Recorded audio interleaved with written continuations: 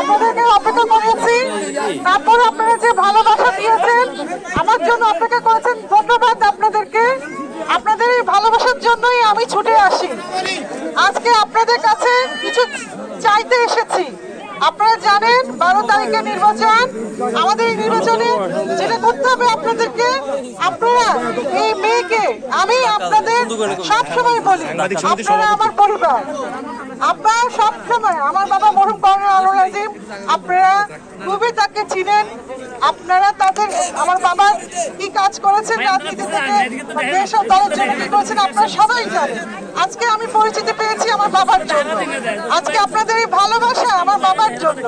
তা আপনাদের এই ভালোবাসাটা আমি ধরে রাখতে চাই আজীবন।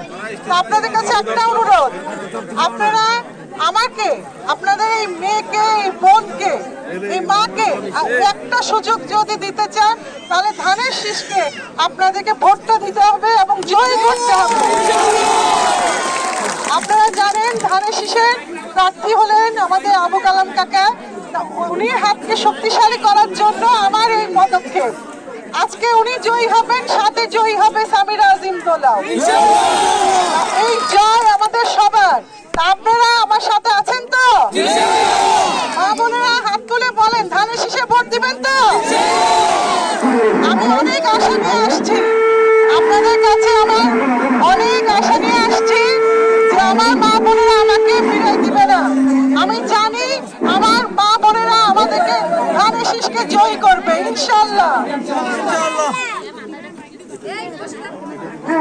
মা বোনেরা আপনাদেরকে যেটা বলছি, আবারও বলছি একই কথা, আপনারা একটা সুযোগ দিবেন, আপনারা ধানের শীষকে জয়ী করে কাকাকে এবং আমাকে একটা সুযোগ দিবেন আপনাদের সেবা করার জন্য এবং উন্নয়ন করার জন্য। আপনারা আমার সাথে আছেন তো?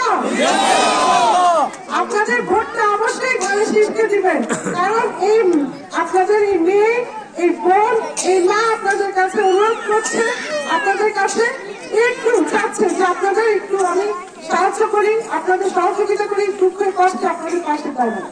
তার বেশি সময় নিব না, অনেকক্ষণ আপনারা অপেক্ষা করেছেন। আবারও ধন্যবাদ জানাচ্ছি। 12 তারিখ আপনারা সময় মতো ভোট কেন্দ্রে পৌঁছে যাবেন ইনশাআল্লাহ। আমার সাথে একবার আপনারা কণ্ঠে মিলিয়ে বলেন, আমাদের মার্কা কি? আমাদের মার্কা কি? ধন্যবাদ সবাইকে। আসসালামু আলাইকুম।